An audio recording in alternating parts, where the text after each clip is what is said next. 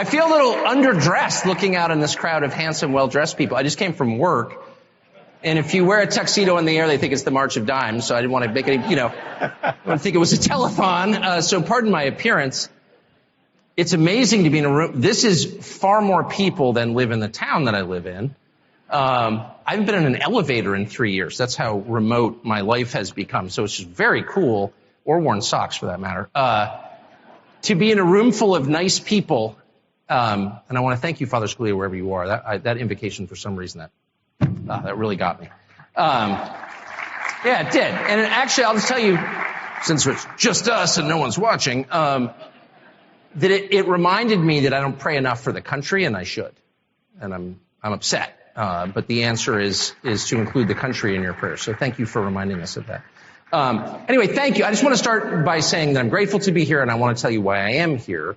There are two specific reasons. The first and most immediate is that during this fall's midterm elections, I got almost every single call wrong.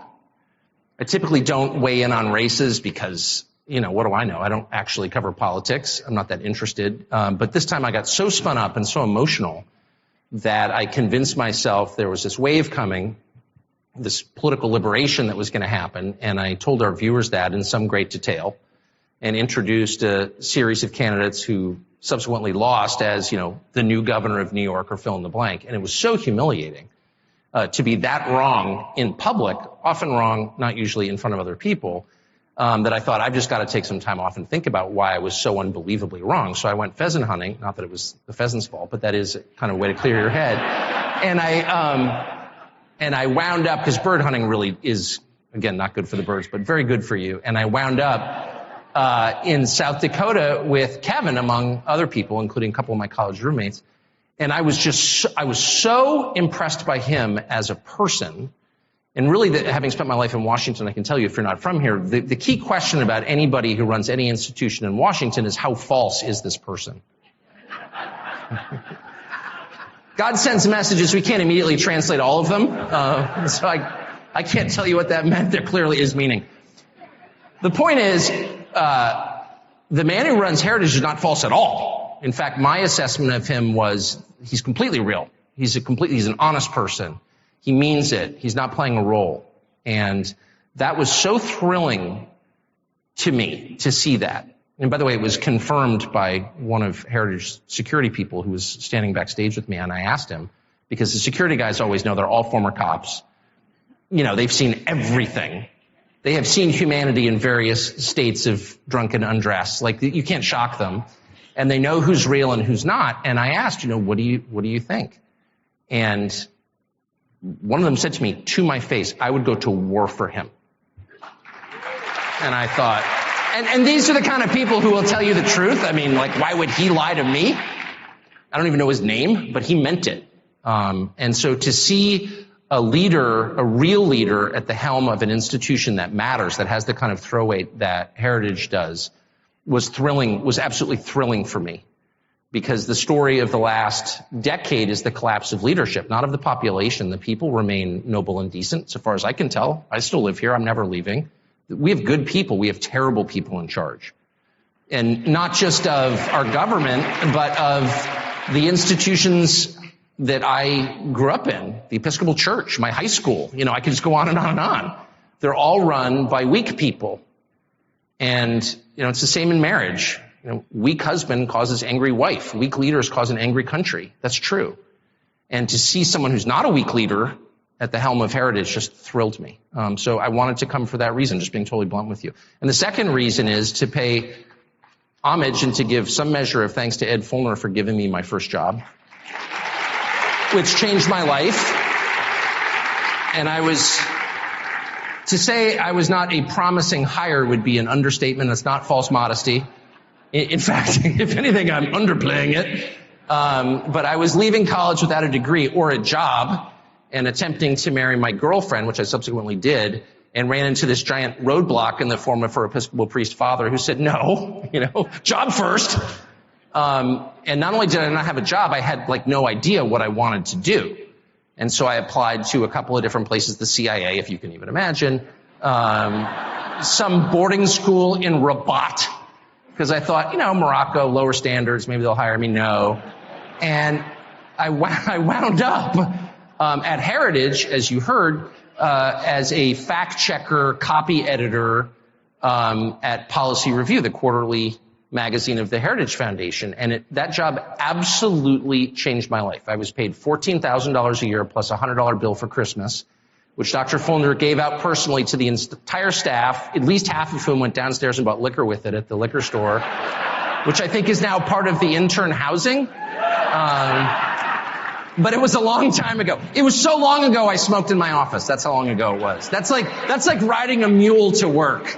Just to put it in the context of American history. Smoke in your office? Yeah, I did. In fact, Matt Spalding told me to stop one day, and I thought, wow, this modernization program is moving too fast for me. I can't deal with it. I've always been conservative in the truest sense. But Matt, you were right, and I quit. And anyway,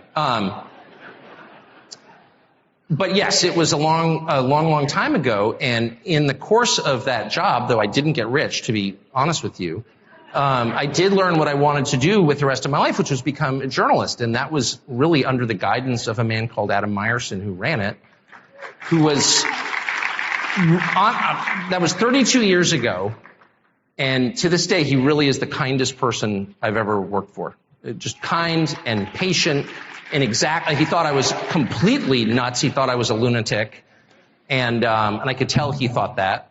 But he was patient with me through my entire year and a half there, helped me get my next job at a newspaper in Arkansas, because no one else would hire me, but he set me up with this job. He walked into my cubicle and said, "Do you want to move to Arkansas?" And so I called my bride, who was a religion teacher at the local Episcopal school, and I said, "Do you want to move to Arkansas?" And what a wonderful woman she's turned out to be. And she said, "Of course. Is that near Colorado?" Quote. But she was willing to go there. Very much a Northeasterner at heart, but and we did, and we loved it. But I got there because Adam Meyerson felt that it was his job to help me get my next job, because his job was to train up reasonable people and put them in journalism, even if it meant sending them to Arkansas. And I was thinking about Heritage this morning in the shower, not a place I think about it, but I did today. And what makes it great, and one of the best things about Heritage over time, longitudinally, 50 years say, is that Heritage has always hired a lot of people. And that is an underrated thing. It really is. Giving people a job, even if it's $14,000 a year plus a $100 bill for liquor, you change someone's life. You put them on a trajectory. At least that's true for me. I mean, I had not succeeded in school, to put it mildly. And I did not feel, I always felt like I was smart. Not one other person felt that way. Until I got to Heritage. I'm not sure they were super impressed, but they treated me like an adult. Because they had high intellectual standards. There were standards of honesty. And, the idea at Heritage when I worked there wasn't just that, we're fighting this war against the other side, of course. But it did not logically follow from that at Heritage that you could say whatever you wanted. Just because the other side was rotten didn't mean you could be rotten. They really hewed to the highest standards of factual accuracy, intellectual honesty. They really meant it. They did. And even if you didn't agree with them, they were very serious about it. They were intellectually serious people, every single person I worked with. The receptionist in the office at Policy Review was going to school at night to learn Russian. And then the week I started at Policy Review, the Soviet Union collapsed, which was an amazing thing. The coup against Gorbachev in the third week of August 1991 was the week I started at Heritage. And in retrospect, of course, you never appreciate the significance of things as they happen to you. You can't really know what the movie's about until it ends. But at the time, we didn't really appreciate how, well, two things. One, our entire political orientation was based on this war between the United States and the Soviet Union, this Cold War, but very much a war. And every part of our politics, as you well remember, those of you my age and older remember, every part of our politics revolved around that central conflict. We were in conflict with a country that was both anti-markets and anti-Christian. And that put in stark relief our own beliefs. And what would happen when that ended, when there wasn't that clear contrast? That's the first thing. And of course, the second thing is we could never have known the third week of August 1991, as we saw totalitarianism die, that it would ever come here. We just couldn't imagine that. We believe that victories were permanent. They're not, of course. That's the first lesson of history. Nothing is permanent except our own demise and God. But we didn't kind of get that. If you told me then that this week the Department of Justice would have indicted a group of people I don't agree with, by the way, on a lot of different issues, black nationalist socialists from Florida, okay, kind of not my demographic, but would have indicted them for criticizing the U.S. position, the Biden administration's position on the war in Ukraine, and charged them with felonies for which they're each facing 10 years in prison. If you told me that could happen here, I would have laughed at you. No. We have a First Amendment. That can't happen here, but it has. That and a lot of other things, which are gravely unsettling, actually, in people who were rooted in the Cold War story and the reality of the Cold War, again, my age, 53, kind of know where that goes. So the purpose of my talk, which by the way, I will keep brief. I'm an inveterate talker. I can literally talk forever. You can't even imagine my capacity for loquaciousness. It has no end. It's a bottomless well. If you dropped a quarter off the observation deck of the Empire State Building, how long would it take to hit the sidewalk? That was always what we talked about when we were kids. You would never hear it. In my case, I can literally go on first. So I will stop, and Kevin and I are going to have a conversation which I think will be much more edifying. But I would just say two things about the present moment, because I think about them all the time. And I brood on this constantly. And then I take every afternoon, because fundamentally I'm Swedish, I take a sauna every day. As a rest, I do, I'm not kidding, every single day. Never miss it. And my whole family does. It's like our one cultural contribution. Oh, we're Swedish. Ooh, it's a very deep ethnicity.